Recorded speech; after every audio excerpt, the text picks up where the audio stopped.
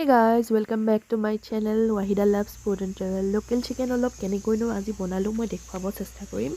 দেখিছে নহয় মা মছলাখিনি যোগাৰ কৰি লৈছো। চিকেনখিনি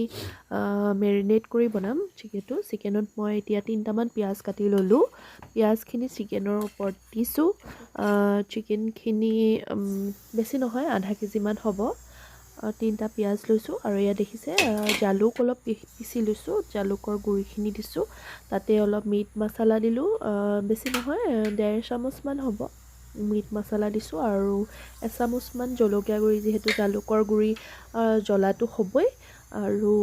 তাতে অলপ দিম জিৰা গুৰি 2 চামুচ জিৰা গুৰি দিছো আৰু তাতে অলপ 1.5 চামুচ মান ধনিয়া গুৰি দিছো ধনিয়াখিনি দিয়াৰ পাছত ইয়াতে মই দিম এতিয়া আদা নহৰুৰ পেষ্ট অকমান আদা নহৰুৰ পেষ্ট দিলো আৰু তাতে অলপ সোৱাদ অনুসৰি নিমখ দি দিম নিমখৰ পৰিমাণটো জোখত দিব লাগিব যেহেতু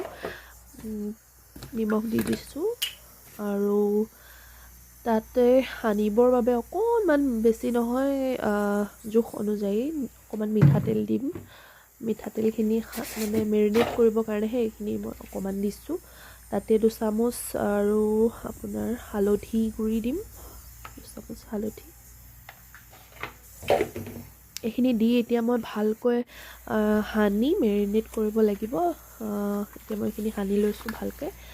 আৰু যিমান সময় আপুনি এইখিনি মেৰিনেট কৰি থব পাৰে সিমান মাংসখিনি টেষ্টটো ভাল হয় কিন্তু মোৰ আজি লৰালৰি হ'ব যেহেতুকে সেইকাৰণে মই অকমান সময় হেপা জাস্ট 15 মিনিট মানহে মই মাংসখিনি মেৰিনেট কৰি পেলে থম ঢাকনাখন মাৰি ঢাকি থওঁ অলপ সময় আৰু এতিয়া মই এখন কেৰাহী লৈছো কেৰাহীখনত মিঠাতেল দি দিছো গৰম হ'বলৈ দিম আৰু গৰম হোৱাত মই তেজপাত দুখন দিছো ফোৰণ আৰু মাংসখিনি মই ইয়াত ঢালি দিছো মাংসখিনি অলপ ভাজি তাৰ যেতিয়া তেলটো নিজে ওলাই আহিব